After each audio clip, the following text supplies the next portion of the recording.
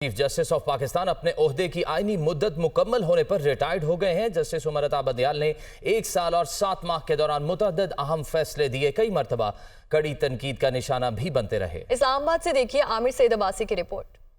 Chief justice عمر عطا بندیال نے فروری 2022 کو chief justice Pakistan کا عہدہ سنبھالا اور سپریم کورٹ میں مقدمات کی کمی پر فوکس کرنے کا لائعمل بنانے کا کہا۔ پی ٹی آئی حکومت کی جانب سے بھیجے گئے 63A کے صدارتی ریفرنس پر فیصلہ دیا تو اس وقت کی اپوزیشن کی تنقید کا نشانہ بنے۔ بطور chief justice deputy speaker Qasim sorry case میں پارلیمنٹ بحال کرتے ہوئے دوبارہ ووٹنگ کا حکم دیا۔ پنجاب کے اسپیکر دوست محمد مزاری کی رولنگ کو بھی کالعدم قرار دے کر پنجاب اسمبلی میں دوبارہ ووٹنگ کا حکم دیا، جس کے نتیجے میں پرویز الہی پنجاب کے وزیر اعلیٰ بنے۔ چیف جسٹس عمر عطا بندیال نے review of judgment and order act 2023 کو کالعدم قرار دینے کا فیصلہ دیا۔ پنجاب میں 14 مئی کو انتخابات کروانے اور اس فیصلے پر الیکشن کمیشن کی نظر ثانی مسترد کرنے کا بھی فیصلہ دیا۔ جسٹس بندیال نے supreme court practice and procedure act, civilians کے فوجی عدالتوں میں مقدمات، آڈیو لیکس کمیشن کیس سمیت دیگر اہم مقدمات سنے۔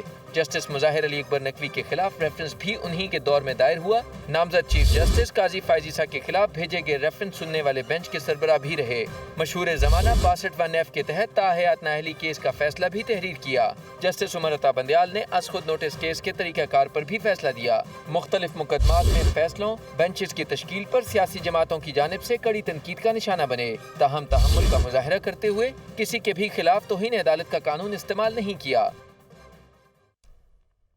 نامزد chief justice of Pakistan justice قاضی فائز عیسیٰ آج پاکستان کے 29ویں چیف جسٹس کے عہدے کا حلف اٹھائیں گے۔ جسٹس قاضی فائز عیسیٰ نے اپنے فیصلوں میں ہمیشہ ملک میں آئین و قانون کی حکمرانی پر زور دیا۔ جسٹس قاضی فائز عیسیٰ کی زندگی کے بارے میں مزید تفصیلات جانتے ہیں اسلام آباد سے عامر سعید عباسی کی اس رپورٹ میں۔ ریاست کلات کے وزیراعظم قاضی جلال الدین کے پوتے، تحریک پاکستان کے صف اول کے رہنما قاضی محمد عیسیٰ کے بیٹے جسٹس قاضی فائز عیسیٰ 26 اکتوبر 1959 کو کوئٹہ میں پیدا ہوئے۔ پی سی او کیس فیصلے کے نتیجے میں بلوچستان ہائی کورٹ کے تمام جج فارغ ہو گئے تو جسٹس قاضی فائز عیسیٰ 5 اگست 2009 کو براہ راست بلوچستان ہائی کورٹ کے چیف جسٹس فائز ہوئے۔ 5 ستمبر 2014 کو سپریم کورٹ میں بطور جج عہدے کا حلف اٹھایا۔ جسٹس قاضی فائز عیسیٰ نے پبلک پارکوں کے استعمال، ماحولیات، خواتین کے وراثتی حقوق، فیض آباد دھرنا کیس سے متعلق اہم فیصلے دیے۔ عدلیہ سمیت کسی بھی ادارے کے لیے محترم کا لفظ استعمال نہ کرنے کی آبزرویشن بھی دی اور 21ویں آئینی ترمیم کیس میں سویلینز کے فوجی عدالتوں میں ٹرائل کو غیر آئینی قرار دیا۔ ٹی آئی حکومت میں جسٹس قاضی فائز عیسیٰ کو عہدے سے ہٹانے کے لیے صدارتی ریفرنس دائر کیا گیا، جسے نظر ثانی میں اکثریت کی بنیاد پر کالعدم قرار دے دیا گیا۔ بطور چیف جسٹس جسٹس قاضی فائز عیسیٰ کے لیے سپریم کورٹ کے ججز میں اختلافات ختم کرنا، بینچز کی تشکیل اور موجودہ سیاسی صورتحال میں عدلیہ کا وقار بحال کرنا بڑے چیلنجز ہوں گے۔ لندن میں سابق اپوزیشن لیڈر راجہ ریاض کی نواز شریف سے ملاقات باضابطہ طور پر نون لیگ میں شامل ہو گئے۔ راجہ ریاض نے بتایا کہ انہوں نے 15 فروری انتخابات کی تاریخ دی ہے۔ الیکشن اس تاریخ سے 1 ہفتہ پہلے یا ہفتہ بعد میں ہوں گے۔ شہباز شریف کا کہنا تھا کہ نیب ترامیم پر عدالتی فیصلہ افسوسناک ہے، ایک ڈکٹیٹر کے قانون کو بحال کیا گیا۔ یہ رپورٹ۔ پاکستان مسلم لیگ نون کا اہم اجلاس میاں نواز شریف کی زیر صدارت حسن نواز کے دفتر میں ہوا، جس میں شہباز شریف، اعظم نذیر تارڑ، اسحاق ڈار، ملک احمد خان، عطا تارڑ اور حسن نواز نے شرکت کی۔ اجلاس میں نواز شریف کی واپسی کے حوالے سے قانونی رکاوٹوں کے حوالے سے غور کیا گیا۔ اس موقع پر راجہ ریاض نے باضابطہ طور پر مسلم لیگ نون میں شمولیت اختیار کی۔ وزیر اعظم شہباز شریف کا کہنا تھا کہ راجہ ریاض کی شمولیت سے نون لیگ کو تقویت ملے گی۔ انہوں نے کہا کہ نیب ترامیم پر عدالتی فیصلہ افسوسناک ہے، ایک ڈکٹیٹر کے قانون کو بحال کیا گیا، تبدیل نہیں کیا گیا۔ نواز شریف نے اپنے مقدمات میں نیب ترامیم کا سہارا نہیں لیا تھا۔ چیئرمین پی ٹی آئی نے 2 بار اپنے حواریوں کو این او سی دینے کے لیے نیب کا قانون تبدیل کیا۔ یہ جو فیصلہ آیا ہے 2-1 کا،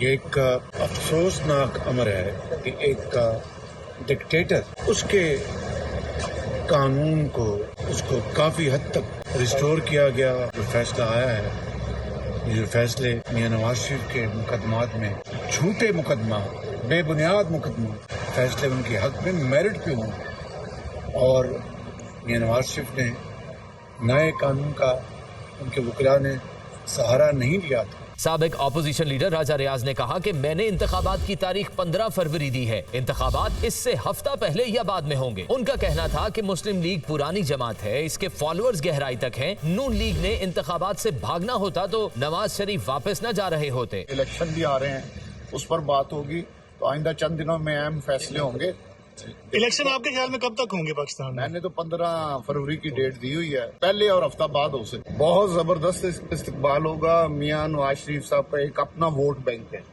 और मुस्लिम लीग की पाकिस्तान में वो क़यादत करते हैं। मुस्लिम लीग एक पुरानी जमात है और मुस्लिम लीग के फॉलोअर बहुत गहराई तक हैं। राजा रियाज का कहना था कि आइंदा चंद दिनों में अहम फैसले होंगे। पाकिस्तान पहुंचने पर नवाज शरीफ का जबरदस्त इस्तकबाल होगा। पीपल्स पार्टी के रहनुमा फैसल करीम कुंडी का कहना है कि इलेक्शन कमीशन इंतखाबात का शेड्यूल देने से क्यों कतरा रहा है। इलेक्शन के लिए आखिरी हद तक जाएंगे। कुछ पार्टियां बैसाखियों का सहारा ढूंढती रहती हैं। नदीम अफजल चंद ने कहा कि सियासी जमातों का इदारे के पीछे छुपना अच्छी बात नहीं होती। कुछ लोगों को, कुछ पार्टियों को हमेशा बैसाखियों की तलाश होती है कि हम बैसाखियों के ज़रिए इक़्तिदार पे हैं। हम इलेक्शन लड़े हैं, हम अपोजिशन में भी बैठे हैं, हमने इलेक्शन जीते भी हैं, हम इलेक्शन हारे भी हैं, हम इलेक्शन हरवाए भी किया है, हम अपोजिशन में भी बैठे हैं, हम हुकूमत में भी बैठे हैं, लेकिन कभी हमने बैसाखियों का सहारा नहीं लिया।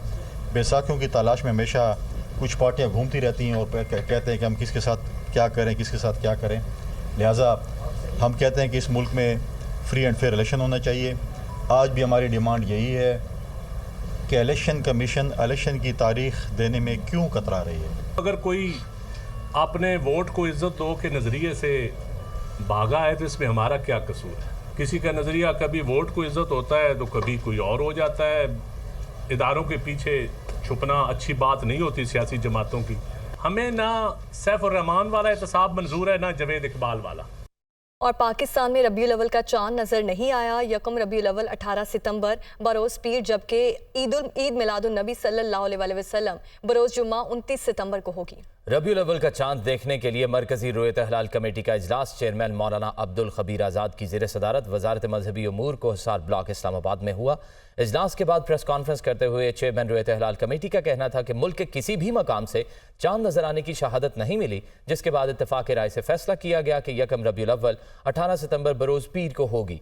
ईद मिलादुन नबी सल्लल्लाहु अलैहि वसल्लम 29 सितंबर बरोज़ जुमा होगी। भारतीय हुकूमत के लाइन ऑफ कंट्रोल पर फायरिंग और हलाकतों के दावों का राज फाश। लाइन ऑफ कंट्रोल पर भारतीय फोर्सेज दहशतगर्दों के खिलाफ ऑपरेशन में मसरूफ हैं।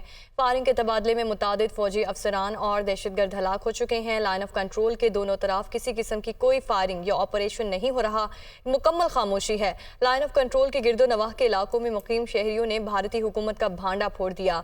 हम यहाँ अमन से घास काट रहे हैं, दूर दूर तक कोई फायरिंग नहीं हो रही, रिहायशियों का यह कहना है। दूसरी जानिब भी माल मवेशी आराम से घूम फिर रहे हैं। मसला मसैल नहीं, तो कोई खैर नहीं है, कोई कुछ नहीं है। ਅਸੀਂ ਵੀ ਘਾਹ ਕੱਟ ਰਹੇ ਹਾਂ, ਉਹਨਾਂ ਦਾ ਵੀ ਮਾਲ ਮਵੇਸ਼ੀ ਸਾਹਮਣੇ ਫਿਰ ਰਿਹਾ, ਉਹ ਵੀ ਬੰਦੇ ਘਾਹ ਕੱਟ ਰਹੇ, ਲੱਕੜੀਆਂ ਲਿਜਾ ਰਹੇ। ਅਸੀਂ ਇਸ ਜੰਗਲ ਵਿੱਚ ਲੱਕੜੀ ਲਿਆਉਂਦੇ ਹਾਂ, ਮਾਲ ਡੰਗਰ ਲੈ ਕੇ ਜਾਂਦੇ ਹਾਂ। ਕੋਈ ਖੈਰ ਨਹੀਂ, ਇਹ ਸਭ ਝੂਠ ਫਰਾਡ ਚੱਲ ਰਿਹਾ ਇਹਨਾਂ ਸੋਸ਼ਲ ਮੀਡੀਆ ਤੇ ਕਿ ਖੈਰ ਹੋ ਰਿਹਾ, ਇਹ ਹੋ ਰਿਹਾ। ਕੋਈ ਖੈਰ ਸ਼ੈਰ ਨਹੀਂ ਹੈ, ਕੋਈ ਕੁਛ ਨਹੀਂ। ਠੀਕ ਹੈ, ਪਾਰਲਾ ਇਲਾਕਾ ਬਿਲਕੁਲ ਸਾਡੇ ਸਾਹਮਣੇ ਹੈ, ਜਿਹੜਾ ਇਹ ਅਸਲੰਗਾ ਹੈ, ਨਾਲ ਤਿਲਵਾੜੀ ਹੈ, ਸਾਹਮਣੇ ਸਾਰੇ ਬੰਦੇ ਫਿਰਦੇ ਤੁਰਦੇ ਕਿਉਂਕਿ ਬਾਰਡਰ ਨਜ਼ਦੀਕ ਹੈ ਇੱਥੇ। ਉੜੀ ਜਿਹੜਾ ਸ਼ਹਿਰ ਹੈ, इसके पीछे हथंगा गांव है, चुंडा गांव है। इन्होंने सामने असी घाह काट रहे हैं, ना तो वो फायर कर दे, तो ना साड़ी तरफों कोई ऐसा मसला है कि जिस नाल सानू कोई खतरा होवे। फायर शायद कोई नहीं होया, यानी मतलब कोई किसी बारे में कोई सिस्टम नहीं होया, यानी मतलब माल शाल सही चल रहा है अगे पीछे, यानी मतलब असी घाह काट रहे हैं। लंगा वाली साइड भी उन्होंने भी कोई मसला ऐसा नहीं है। अल्लाह का शुक्र है, ठीक है सारा कुछ, कोई फायर शायद नहीं है। वज़ीर आज़म अनवारुल्लाह काकड़ का कहना है कि इंतखाबी अमल बिला रुकावट मुकम्मल कराएंगे। ये तासुर दुरुस्त नहीं कि चेयरमैन PTI को सियासत से बाहर किया जा रहा है। पाकिस्तान को हक़ दिफा हासिल है और अपने लोगों और सरजमीन के दिफा के लिए जहां समझेंगे जरूर एक्शन लेंगे। ये रिपोर्ट।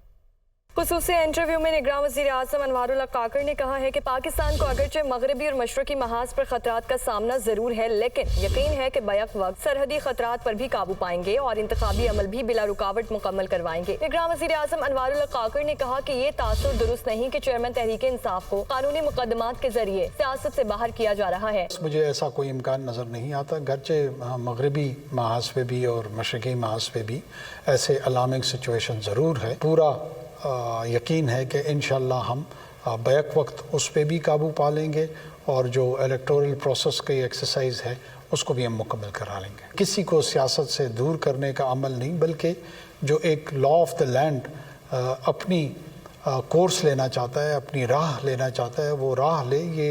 اس کا اطلاق میری ذات پہ بھی ہونا چاہیے اور باقی لوگوں پہ بھی ہونا چاہیے۔ تحریک طالبان پاکستان کے خلاف اقدامات پر بات کرتے ہوئے انہوں نے کہا کہ پاکستان کو حق دفاع حاصل ہے اور اپنے لوگوں اور سرزمین کے دفاع کے لیے جہاں سمجھیں گے ضرور ایکشن لیں گے۔ انہوں نے کہا کہ یہ درست نہیں کہ افغان طالبان پاکستان کی بات نہیں سن رہے اور نہ ہی اسلام آباد کا بل حکومت کے سامنے بہت مخصوص مطالبات رکھ رہا ہے۔ تاثر ہے کہ طالبان پاکستان کی بات نہیں سن رہے، نہ کوئی ایسی بات ہے کہ پاکستان کو بہت مخصوص ڈیمانڈ طالبان کے حوالے سے رکھ رہے ہیں۔ ہم اپنے سرزمین کی اور اپنے لوگوں کی حفاظت کے لیے جہاں جہاں سمجھیں گے کہ ہمیں ایکشنز لینے چاہیے وہ ہم ضرور لیں گے۔ امریکہ نے اس سازش کے تحت ایک اسلحہ چھوڑ کے اس خطے سے چلے گئے ہیں، اگر ایسا تاثر ہے تو ایسا تاثر بالکل درست نہیں ہے۔ نہ ہم نے ابتدا میں یہ بات کہی ہے، نہ کہنے کا مقصد یہ تھا کہ ہم کسی مملکت پہ، وہ امریکہ ہو یا کوئی اور ہو، اس پہ کوئی الزام در رہے ہیں۔ افغانستان میں امریکی اسلحہ چھوڑے جانے کے اپنے بیان کی وضاحت کرتے ہوئے انوار اللہ کاکڑ نے کہا کہ امریکہ کسی سازش کے تحت افغانستان میں اسلحہ چھوڑ کر خطے سے چلا گیا، یہ تاثر درست نہیں ہے اور نہ ہی ان کے دیے گئے بیان کا یہ مقصد تھا۔ انہوں نے کہا کہ مسئلہ کشمیر اقوام متحدہ کی سلامتی کونسل کے سب سے پرانے ایجنڈا آئٹم میں شامل ہے، جس سے دنیا انکار نہیں کر سکتی۔